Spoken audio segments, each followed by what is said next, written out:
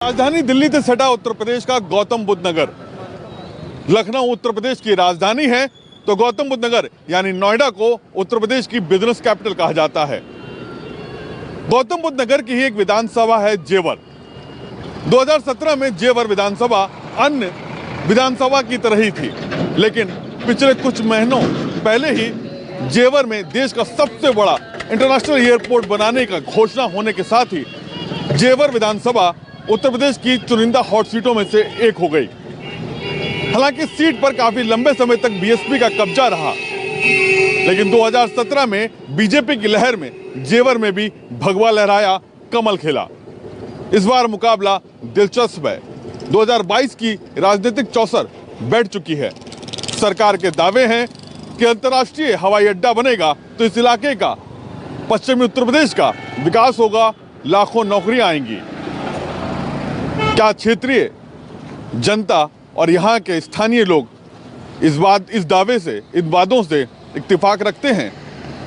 मुकाबला दिलचस्प है। बीएसपी की तरफ से गुर्जर समीकरण को ध्यान में रखते हुए एक गुर्जर उम्मीदवार उतारा गया, वहीं सपा आरएलडी की तरफ से भी गुर्जर उम्मीदवार उतारा गया और बीजेपी ने अपने मौजूदा विधायक के ऊपर दांव खेला है। ऐसे में देखना दिलचस्प होगा कि आखिर इस जेवर विधानसभा में किसका परचम लहराएगा। क्या सरकार के दावे और उनके वादे जनता को लुभा पाएंगे या फिर जनता उन वादों, उन दावों के विरोध में जाएगी? आखिर यहाँ के स्थानीय मुद्दे क्या हैं? हम पूरे विधानसभा में घूमकर इन सब का जायजा लेंगे और उन तमाम नेताओं से भी बात करने की कोशिश करेंगे जो यहाँ की राजनीतिक चौसर में अपने अपने दांव खेल रहे हैं। 2021 में नोएडा इंटरनेशनल एयरपोर्ट की शिलान्यास ने जेवर विधानसभा को विश्व पटल पर लाकर खड़ा कर दिया।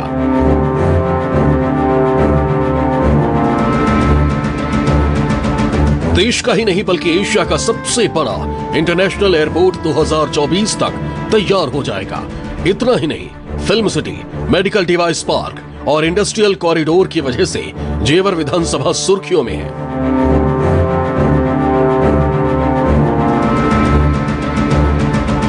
बीते एक दशक से ज्यादा विकास के पथ पर जिस तरह इस क्षेत्र ने परचम लहराया है, ठीक उसी तरह चुनाव के नजरिए से भी नए समीकरण बनते दिख रहे हैं। 2017 की मोदी लहर में पहली बार जेवर विधानसभा में कमल खिला।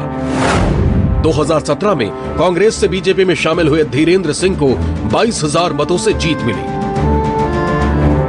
धीरेन्द्र सिंह बीजेपी के टिकट से 2022 के चुनावी समर में ताल ठोक रहे हैं।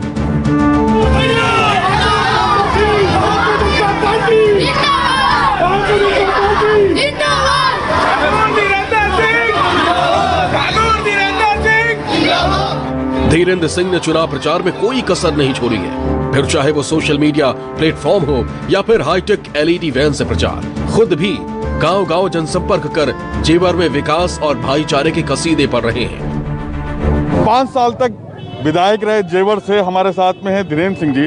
धीरेन्द्र जी, 5 साल विधायक रहे, जेवर के विकास के नाम पर आप वोट मांग रहे हैं। ऐसे कौन से मुद्दे हैं, ऐसे कौन से इशू हैं जिसको आप सबसे ज्यादा अपने प्रचार के दौरान में चाहेंगे और जनता के सामने रख रहे हैं, जो पिछले 5 साल में आप विकास की बात कर रहे हैं? वो कौन से ऐसे मुद्दे हैं जिनके लिए को आप सबसे ज्यादा प्रचार में यूज कर रहे हैं? देखिए, जहां तक हम ग्रामीण विकास की बात करें तो तकरीबन 589 करोड़ रुपए के काम हमने गांवों में कराए। और जहां तक हम रोजगारों के सृजन की बात करें तो एशिया का सबसे बड़ा एयरपोर्ट हमारी जेवर विधानसभा में, जिसका 25 नवंबर को देश के प्रधानमंत्री ने भूमि पूजन किया था, आने वाला है। फिल्म सिटी इस क्षेत्र में आने वाली है और अनेकों ऐसी मल्टीनेशनल कंपनियां इस क्षेत्र में आने वाली हैं, जिससे नौजवानों को रोजगार के अवसर प्राप्त होंगे, इस क्षेत्र के लोगों को अपना व्यापार बढ़ाने के अवसर प्राप्त होंगे। तो ये हमारा मुख्य मुद्दा है। ये 2017 तक जेवर विधानसभा पूरे उत्तर प्रदेश में कहीं चर्चा में नहीं रहती थी, लेकिन जेवर इंटरनेशनल एयरपोर्ट आने की वजह से अभी सबसे ज्यादा चुनिंदा जो सीट्स होती हैं, जो हॉट सीट होती है, उसमें से एक हो गई है। लगता है आपको ये? निश्चित तौर से मैं उन किसानों का धन्यवाद करना चाहूँगा जिन्होंने इस प्रदेश और क्षेत्र के विकास के लिए उस क्षेत्र में अपनी ज़मीनों को एयरपोर्ट बनाए जाने के लिए दिया, जिस क्षेत्र में 2 इंच ज़मीन के लिए गोलियां चलती थी। धीरेन्द्र सिंह को पिछले 5 साल के सत्ता विरोधी माहौल का सामना भी करना पड़ रहा है। जेवर के कई गांव में उनका विरोध भी हुआ। खासकर इंटरनेशनल एयरपोर्ट के लिए जमीन अधिग्रहण में सही मुआवजा नहीं मिलने और स्थानीय बेरोजगारी इसकी बड़ी वजह है। विरोधी आपके ये भी आरोप लगा रहे हैं कि बहुत सारे किसान जिनकी जमीन ली गई उनको अभी तक पूरा मुआवजा नहीं मिला, उनकी स्थापना कहीं नहीं हो पाई, स्थापित नहीं किए गए हैं। वो अभी भी कई ऐसे गांव और ऐसे किसान हैं जो अभी भी सड़कों पर डेरा डाल के बैठे हुए हैं। देखिए, जहां तक विस्थापित किसानों की समस्याओं का प्रश्न है, तकरीबन 611 समस्याएं हमने चिन्हित की थी। आप ये देखिए कि इतना बड़ा अधिग्रहण हो गया दुनिया का और वो बिना किसी आंदोलन के हो गया, बिना किसी गोलीबारी के हो गया। तो विरोधियों की तो चिंता का विषय ये है, क्योंकि यही गोलियां चलती थी किसानों पे उनके समय में। बीजेपी भले ही इन मुद्दों को विरोधियों का प्रोपेगेंडा बताए, लेकिन जेवर विधानसभा में ये मुद्दे खासे चर्चा में हैं। इस बार लोगों के बीच में क्या मुद्दे हैं और क्या चाहते हैं वो लोग, ये जेवर विधानसभा के लोगों से ही पूछते हैं। आखिर क्या मुद्दे हैं? हमारा सबसे पहला मुद्दा है बेरोजगारी का, जो पिछले 5 साल में हमारे क्षेत्र को बेरोजगार करके रख दिया है बीजेपी सरकार ने। हमारे बच्चे 2017 में 20 साल के थे, आज उनकी उम्र 25 साल हो चुकी है और उनको कोई भी रोजगार नहीं मिला है। बेरोजगारी के अलावा इसके अलावा कोई और मुद्दा बचा हुआ है? सबसे मेन तो बेरोजगारी का ही है। जब बच्चे यूं घूम रहे तो फिर उठाईगिरी भी करेंगे, चोरी झपटी भी करेंगे। जब उनको जब तक नोएडा को तो उत्तर प्रदेश की बिजनेस कैपिटल बोला जाता है, व्यापारिक राजधानी। सबसे ज्यादा रेवेन्यू यहाँ से आता है, तमाम फैक्ट्रियाँ यहाँ लग रही हैं, एयरपोर्ट आ रहा है, इंटरनेशनल कार्गो एयरपोर्ट है।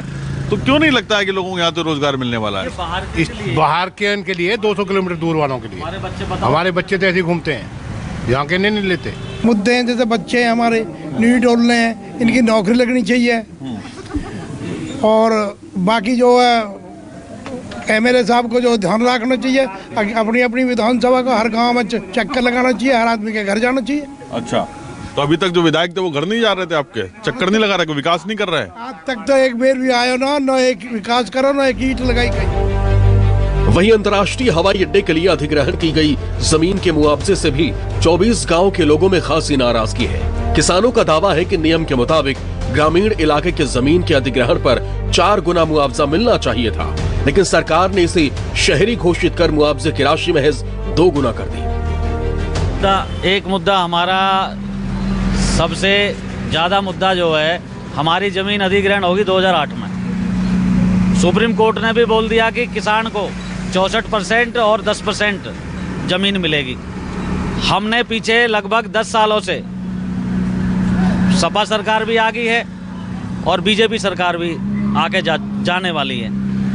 हमने कितनी बार हमारे विधायक जी से भी बोला है कि हमारे साथ एक बार अथॉरिटी चलो, उनसे बात करो, हमें 10% जमीन मिल जाए।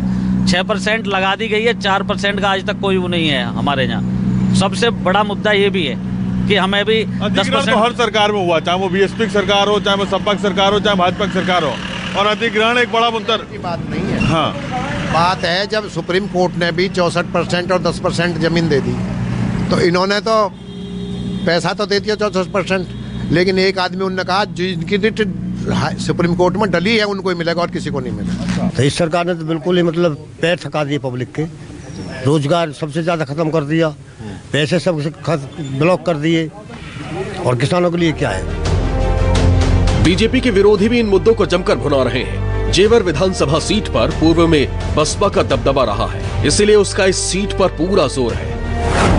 परिसीमन के बाद बनी जेवर विधानसभा में 7 बार चुनाव हुए हैं। 7 चुनाव में 3 बार कांग्रेस, 3 बार बीएसपी और 1 बार बीजेपी को जीत मिली।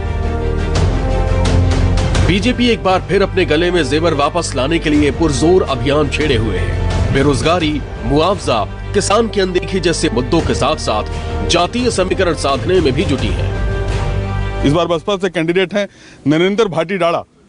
क्या लग रहा है इस बार जो पुराने समीकरण इस बार फिर दोहराए जाएंगे या फिर कुछ और बदलाव? 100% यहाँ पे बहुजन समाज पार्टी जीतती आई है। वो एक लहर में विधायक यहाँ से चुनाव जीत गए थे, तो यहाँ बहुजन समाज पार्टी बहुत अच्छे मार्जिन से चुनाव जीतेगी और कोई त्रिकोणीय मुकाबला नहीं है, सीधा सीधा बीजेपी और बीएसपी की फाइट है। मेरे जो मुद्दे हैं वो 100% मेरे मुद्दे भी स्ट्रांग हैं। मैं जो नौजवानों को रोजगार देने की बात करता हूँ, किसानों की समस्याओं का समाधान करने की बात करता हूँ, और जो यहाँ पे जो बुरी तरह शिक्षण संस्थाओं की दुर्दशा इन्होंने कर रखी है, जो सरकारी हमारे यहाँ पे संस्थाएं थी जो बहन कुमारी मायावती के शासनकाल में चलती थी, आज वो देखिए पूरी तरह ध्वस्त हो गई है। ये कोई गौर नहीं कर रहे हैं मौजूदा विधायक, और इनकी जो जिस तरह की इनकी कार्यशैली रही है, लोग इनसे बिल्कुल खुश नहीं है और जनता इनका सुपड़ा साफ करने के लिए बिल्कुल तैयार है। जेवर विधानसभा में पिछले कई चुनावों में गुर्जर बिरादरी का दबदबा रहा है। जेवर में इस बार 3,34,000 वोटर हैं, जो पिछली बार के मुकाबले 20,000 ज्यादा है। एक अनुमान के मुताबिक इनमें 70,000 ठाकुर, 70,000 गुर्जर, 25,000 जाट, 25,000 ब्राह्मण, 80,000 अनुसूचित जाति, 30,000 मुस्लिम, 15,000 वैश्य और 30,000 अन्य पिछड़ा वर्ग के वोटर हैं। 80,000 अनुसूचित जाति का वोट बैंक बीएसपी की सबसे बड़ी ताकत है। साथ में गुर्जर बिरादरी के वोट के दम पर बीएसपी लगातार 2002 से 2017 तक जीत दर्ज कर सकी है। अगर जातीय समीकरण की बात करें और जो पूरा एक समीकरण है जो जेवर विधानसभा सीट का, उसके हिसाब से अगर 3 गुर्जर माफ करिएगा खड़े हुए हैं यहाँ पे, तो क्या आपको लगता है कि जो आपकी स्ट्रेंथ है गुर्जर समाज से आप आते हैं, तो वो बंटवारा कहीं कुछ इफेक्ट डालेगा? नहीं, हमारे यहाँ के जो गुर्जर हैं बिल्कुल समझदार हैं और उनको पता है कौन प्रत्याशी यहाँ चुनाव जीत सकता है और किस पार्टी का यहाँ वजूद है और कौन प्रत्याशी चुनाव जीत जाता है, उसको ये वोट करते हैं। पहले भी ऐसा हुआ है कि गुर्जर समाज से 4-4, 5-5 प्रत्याशी लड़े हैं, तो उन्होंने फिर भी गुर्जर समाज के एक प्रत्याशी को जिताया है और बहुजन समाज पार्टी के प्रत्याशी को यहाँ से कई बार जिताया है। तो गुर्जर पूरी तरह समझ चुका है और वो बिखरता नहीं है, ध्रुवीकरण नहीं होता उनकी वोटों का। बीएसपी के जातीय ताने माने और बीजेपी के ध्रुवीकरण को तोड़ने के लिए आरएलडी-एसपी गठबंधन गुर्जर, जाट, मुस्लिम और पिछड़ा वर्ग के वोटर्स को जोड़ने में जुट गई है। गठबंधन की तरफ से गुर्जर बिरादरी के कद्दावर नेता अवतार सिंह भड़ाना को मैदान में उतारा। 2017 में कमल थाम मुजफ्फरनगर की मीरापुर सीट से विधायक बने थे। 2022 में अवतार भड़ाना हैंडपंप से जेवर की जमीन सींचने उतरे। अवतार सिंह भड़ाना के लिए कहावत मशहूर है कि चुनाव में तूफान की तरह आते हैं और विरोधियों के प्रचार को निस्तनाबूद कर देते हैं।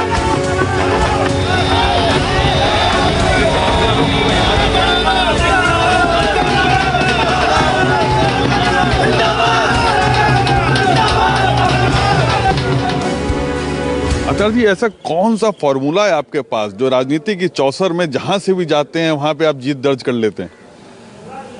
मैंने हमेशा ही राष्ट्र हित में और समाज हित के लिए काम किया है। मैंने राजनीति में कुछ पाया नहीं है, सिर्फ अपनी पहचान पाई है और अपने समाज की पहचान के लिए लड़ाई लड़ी है। मैं समझता हूं कि मेरे लिए ये पद एमएलए से मंत्री, मैं सबसे शुरुआत में छोटी सी उम्र में मैं गृह मंत्री का पद ग्रहण किया था मैंने। ऐसा क्या रहा जो बीच में चर्चा उठी कि आप अब चुनाव नहीं लड़ेंगे, फिर बाद में बयान आया कि कोरोना हो गया, विरोधी ये भी कहते हैं कि बहुत रेड पड़ गई थी इसलिए? अरे बाबा, आज मुझे आज करने के मेरे पर मैं भाजपा में मोदी जी और अमित शाह के सिवा तीसरे को तो मैं से वास्ता भी नहीं रखता था और मैं अपनी मर्जी का हूँ। मुझे आज तक किसी सरकार ने, किसी पार्टी दल ने जो डरते हैं ना, जिनके पास डर होता है, डर उनके पास होता है जो गलत काम करते हैं। मैंने एक बार नहीं अनेकों बार कहा कि मैं सत्ता को यूँ ठोकर मार के आया हूँ, मोदी और अमित शाह जी को मैं छोड़ के आया हूँ, मैं लोगों के लिए जिया हूँ, लोगों के लिए मरा हूँ। मुझ पर कोई दबाव नहीं हो सकता। अवतार सिंह भड़ाना अपने लोगों के लिए जिंदा है, लोगों के लिए करते हैं, मुझ पर कोई दबाव नहीं होता। फिल्म स्टाइल के चुनाव प्रचार के अलावा अवतार सिंह भड़ाना की एक और खासियत है, एक बार जिस सीट से चुनाव जीत लिया दोबारा उस सीट पर नजर नहीं आते। वहीं भड़ाना कब किस राजनीतिक दल की उंगली पकड़ गुलाटी मार ले, ये अंदाजा लगाना भी बहुत मुश्किल है। जेवर विधानसभा क्यों चुनी, सवाल ये उठ रहा है। मीरपुर से जेवर, ऐसा क्या था? नहीं, ये मैं तो ये कहूँगा कि मुझे अक्सर ये तो पार्टी के फैसले होते हैं ना, मेरे नहीं थे। नहीं, अभी आप सब जगह पे जा रहे हैं, आप यही बोल रहे हैं कि आपका तो जेवर जो है वो घर है, 40 साल पहले से आपकी जमीनें हैं, सब कुछ है, तो फिर मीरपुर क्यों गए थे जब घर यही था? तो जी, ये पार्टी के फैसले होते हैं। मुझे उस वक्त के जो हमारे पार्टी हाईकमान थे, उन्होंने फोर्सली मुझे कह के कहा था कि पार्टी के हित में मुझे निर्णय करना पड़ रहा है। मैं तो कभी विधानसभा लड़ने की सूरत भी सोची भी नहीं थी कभी। मुझे मीरापुर लड़ना पड़ा। ऐसे ही बड़ी परिस्थितियाँ आई थी। मैं 4 बार कांग्रेस से सांसद रहा हूँ। मेरठ में भी मैं, फरीदाबाद में भी रहे आप, फरीदाबाद मेरठ में भी रहा। जब मेरठ में मैं लड़ा था तो हमारे बहुत चौधरी अजीत सिंह जी और मैंने कांग्रेस के साथ गठबंधन किया था। कभी डाल डाल कभी पात पात, ये मुद्दा भी जेवर की जनता में खूब उठ रहा है। लेकिन दबी जबान में लोग ये भी कहते हैं कि जेवर की डगर इस बार कठिन है। सपा की तरफ से, सपा आरएलडी गठबंधन जो जिसमें अवतार सिंह बढ़ाना आए हैं, उससे जो है त्रिकोणीय मुकाबला होगा और उसका फायदा बीएसपी को मिलेगा। बसपा को मिलेगा। अच्छा। बसपा की वोट वो है, अपनी पर्सनल वोट है उनकी। उनकी करीब 80,000 वोट है, तो 80 में 50-60,000 से स्टार्टिंग होगी बसपा की।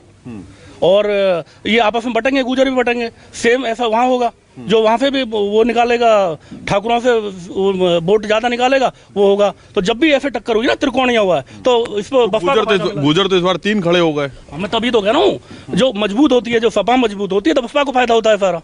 और वही हो रहा है इस इलेक्शन में, वही होना है इसमें भी। आप देखोगे पहला जो आंकड़े हो रहे हैं, यही आंकड़े हो रहे हैं। बिल्कुल। देखो नरेंद्र भाटी जी क्या करते हैं, आएंगे तो वही नरेंद्र जी। लेकिन अब आगे उनकी मर्जी है, क्या करेंगे क्या नहीं करेंगे। अच्छा, तो क्या लग रहा है बीएसपी की सरकार बनेगी? नरेंद्र भाटी तो बीएसपी की पक्की सरकार तो नहीं बन पाएगी, लेकिन सीट काफी निकल जाएंगी। हाँ। ये जहाँ तक मेरा आइडिया है, काफी सीट निकल जाएंगी। गौतम बुद्ध नगर की तीनों विधानसभा पर बीजेपी का कब्जा है। सिर्फ जेवर विधानसभा एक ऐसी सीट है जहां पर शहरी मतदाता से ज्यादा गांव में वोट है। अगले 5 साल में व्यापारिक नजरिए से उत्तर प्रदेश का सबसे हॉट इलाका बनने जा रहा है। लिहाजा हर राजनीतिक दल चाहेगा कि इस विधानसभा में उसका दबदबा हो। जेवर विधानसभा में जब जब त्रिकोणीय मुकाबला हुआ, इसका फायदा बसपा को मिला। यही वजह रही कि बसपा लगातार यहां से जीतती आई। लेकिन 2017 में मोदी और बीजेपी लहर में इस मिथ को चकनाचूर कर दिया। एक बार फिर बीजेपी प्रत्याशी लॉ एंड ऑर्डर और विकास के नाम पर ताल ठोक रहे हैं, तो वहीं बसपा को उम्मीद है कि त्रिकोणीय मुकाबले का फायदा उसको जरूर मिलेगा। लेकिन इन सबसे ऊपर है यहाँ के स्थानीय मुद्दे, जैसे रोजगार और किसानों को मुआवजा। ऐसे में क्या ये मुद्दे जातीय समीकरण के ऊपर बैठेंगे या फिर नीचे, ये तो 10 मार्च को ही पता चलेगा। कैमरा पर्सन नितिन के साथ प्रशांत गुप्ता, जेवर न्यूज़ 24।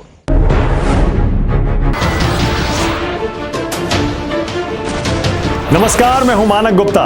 अगर आपको हमारा ये वीडियो पसंद आया हो तो इसे लाइक और शेयर जरूर करें। और हाँ, हमें सब्सक्राइब और फॉलो करना ना भूलें, ताकि आप देश और दुनिया की कोई खबर मिस ना करें। तो जुड़े रहिए हमारे साथ और देखते रहिए न्यूज़ 24।